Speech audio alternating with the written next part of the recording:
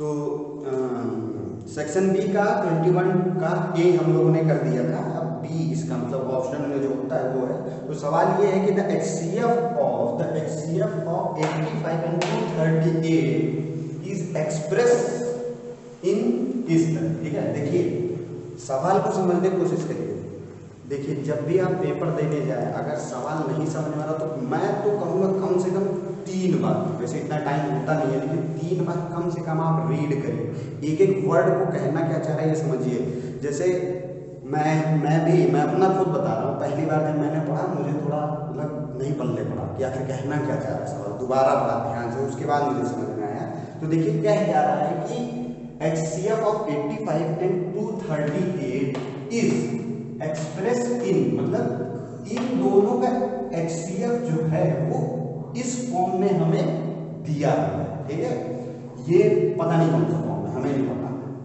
और इसमें देखिए 85 and 238, ठीक, ये -238 है। तो फाइंड m, हमें यहाँ m की वैल्यू निकालनी है। ठीक है, तो ये किसी एक फॉर्म में एक्सप्रेस्ड है। ठीक है, तो हम क्या करेंगे कि अपने मेथड से निकाल के, अब भाई देखिए HCF तो ये भी है, बस फॉर्म अलग है, तो हम अपने मेथड से निकाल के दोनों को एक दूसरे के इक्वल टू रख देंगे। ठीक है, बस यही करना है और इससे ही n की वैल्यू हमारी निकल जाएगी। तो देखिए ये दिया है, क्या दिया, तो हम लोग सबसे पहले अपने फॉर्म वाला निकाल लेंगे, जो कि हम लोग क्या प्राइम फैक्टराइजेशन मेथड से निकालते हैं। ठीक है, तो हम लोग अपने मेथड वाला निकाल लेंगे, और ये किसी एक फॉर्म में दिया है, कोई बात नहीं, हम लोग अपना वाला निकाल लेते हैं दोनों का। ठीक, तो ये होगा 5।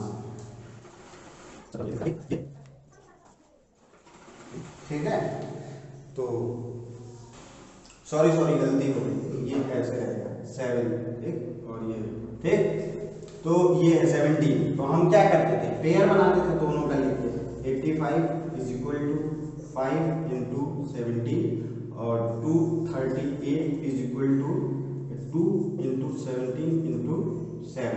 तो पेयर एक ही का बनेगा, वो है 17। तो यानी हमारा HCF क्या है 17, ये हमारे मेथड से आया और उन्होंने भी एक फॉर्म दिया है।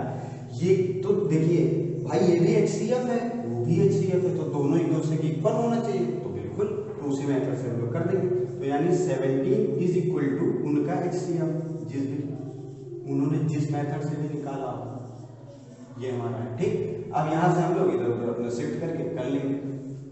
तो 85m is equal to 17 plus 238, जो कि ये हमारा आएगा कितना,